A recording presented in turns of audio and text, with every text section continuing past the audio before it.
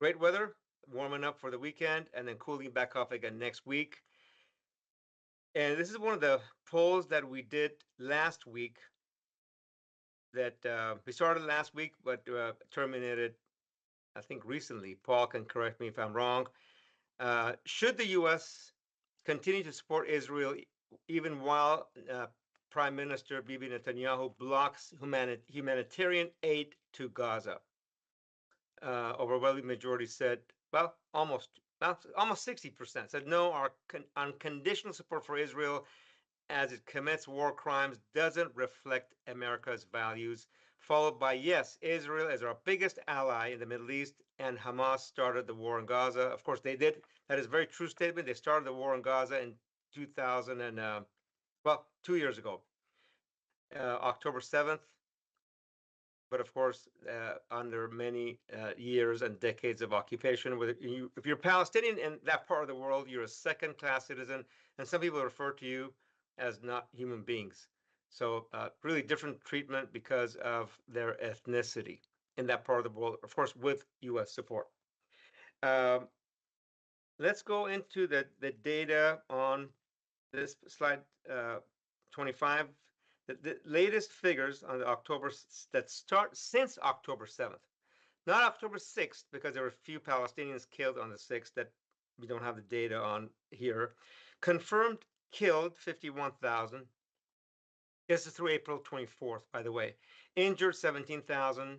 Children, another 117,000 people. Confirmed since Israel broke the ceasefire on March 18th, confirmed killed 1,900 people, over 1,900, and including at least 500 children. A lot of folks all over the world are protesting. Of course, governments, European Union governments and U.S. government is not, according to actually Senator Bernie Sanders, a Jewish American member of the U.S. Senate, because to him is because of the influence of the Israeli lobby AIPAC on U.S. government. Why we continue to support that war, which in so many ways is against U.S. values in that part of the world. Almost half of Gazans willing to leave, the survey finds. They would apply to Israel for help immigrating, reflecting despair and ongoing conflict. There's a few folks that were brought to the United States. I don't know if Bill has any comments on that. President Trump brought a few folks from South Africa. They said they're farmers. They've been treated horribly. Some have been beaten. Some have been tried to be occupied. Really unfair conditions. I'm wondering if if similar thing is going to happen to Gazans. Will Gazans be allowed, especially the ones that protested against Hamas a few weeks ago, be allowed to come to immigrate and be given refuge in the United States? Any update on that, Bill? So, clearly President Trump's policy reflects wanting to get undocumented people out of the country, harsh restrictions on legal immigration to this country now. Yet there's exclusion for the white South Africaners who ruled that country by apartheid for centuries. And we know that apartheid came down and blacks in that country began to get rights and that kind of things. But over half the land in South Africa is still owned by that 7% of the white population. The goal was to the government to be able to purchase these lands so blacks could farm the lands. That program hasn't worked. And then I think because of the influence of Elon Musk and also Vice President Vance, President Trump took up this cause. And so, yes, we have white South Africans immigrating legally to the United States and being welcomed here as heroes. It's another example of how the world is upside down under President Trump. Hi, this is Mike Carbasi, Fresno City Council President, representing Northwest Fresno, with an update just for our Unfiltered audience, and that is for the March 15th council meeting this Thursday at City Hall, starting at 9 a.m. like always. But this is probably one of the most important meetings of the year, Darius, and that the reason why it's so important is the mayor is unveiling his annual budget. This document is about how we're going to manage our city over the next year, what the priorities are going to be. Everything from public safety, police and fire, to Measure P dollars for our parks, to money for roads and potholes, which is so important to our audience.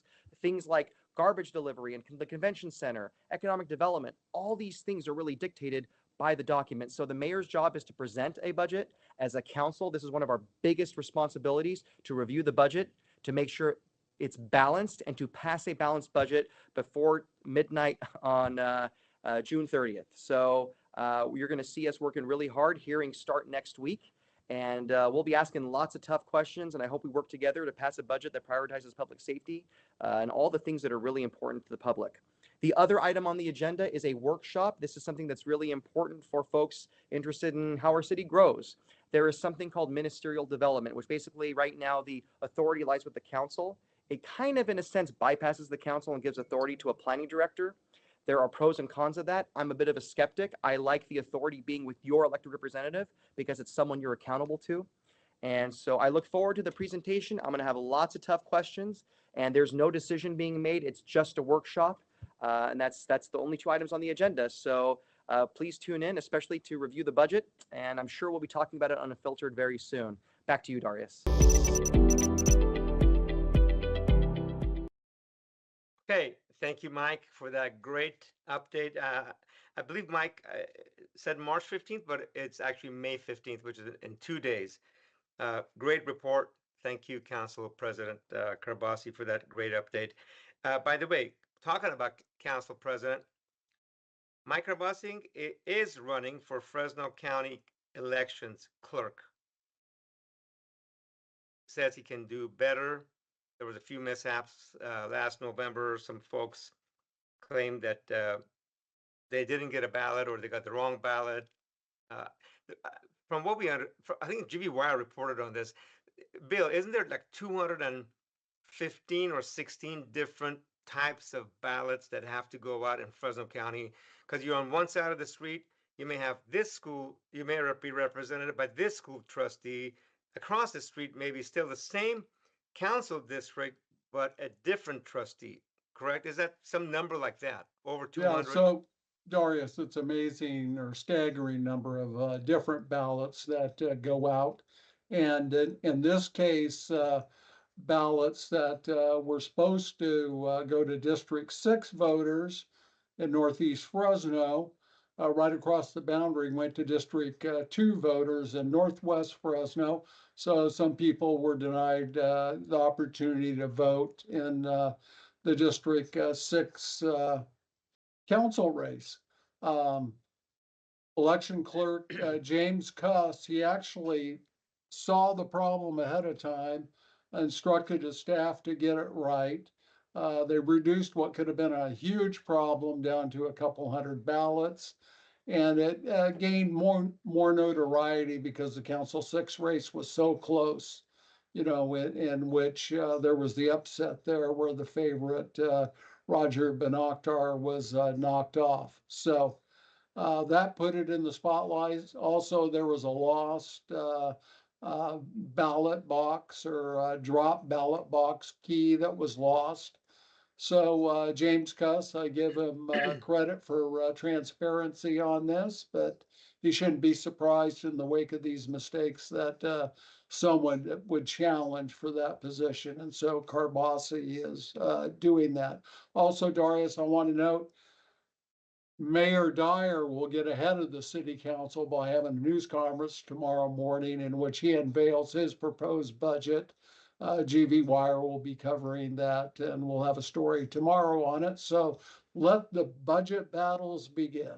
You know, Michael, a big issue that has been raised is about how easy it is to skip class at Fresno Unified and then make up credits online, you know, whole semester's worth of work. There's examples of people being online for maybe a week and getting credit for whole semesters worth of work. What's your take on easy credit recovery at Fresno Unified? I actually saw that at the high school level. Students were 20, 30, in one case is 40 credits behind. They went to high school and they made it all up in 4 or 5 weeks. And they And were and allowed so to, and Mike and they were given their diploma. I'm sorry. Go ahead. and Michael, how often was this the case with athletes, especially outstanding Black athletes, in which Fresno Unified's looking the other way to keep them on the field, and then using credit recovery to try and get them placed at a college somewhere? I'm glad you said that. When I was at Edison High School for a couple of years, I noticed that extensively. Students were more for their athletic ability rather than their academic ability, and they were moved on. And it was interesting how many young people, young men would come back, go to a school, and found out that they were not up to speed and have to come back to Fresno. But it was done quite often to answer your question. And so I know you love Fresno Unified. I mean, you gave so much of your blood, sweat, and tears to it. And I know how closely involved with many of the students you were in mentoring them, trying to put them on the right path and the like. I mean, can you see Fresno Unified getting turned around? And you and I are about the same age. Will it happen in our lifetimes? I hope and pray that it does, but again, it starts with the school board, number one, and then they have to appoint the right person. If it's not done, we're going to continue to see things go down. I believe their enrollment is at 68,000 and it's projected to be 60,000 in 2030. Those aren't my numbers. Those are numbers from a reliable source. I would hope that it would happen, but until the community speaks up and starts going forward and addresses the issue, uh, I don't see it happening. And then my last question, Darius, for Michael is how much does the lack of discipline or the teacher's inability to be able to discipline students because of very progressive policy, how much does that interfere with students who are trying to get ahead in their learning on campus? And how often do just regular students feel intimidated and are afraid to go to school because Fresno Unified won't protect them? That happens quite often. Parents either move their kids out of Fresno Unified, or they go on home studies, or they just stop coming to school. And the good students, most of them are good students. They're there to, you know, enjoy their high school years, get educated, and go on to college. But it's the small percentage that makes it bad for the other kids who want to do good. And what it's doing is it's just corrupting the entire system. Those are great points. I have a question I want to jump in. Michael, is there any lawsuits from campus safety staff? We've heard a lot of lawsuits against Fresno Unified last few weeks.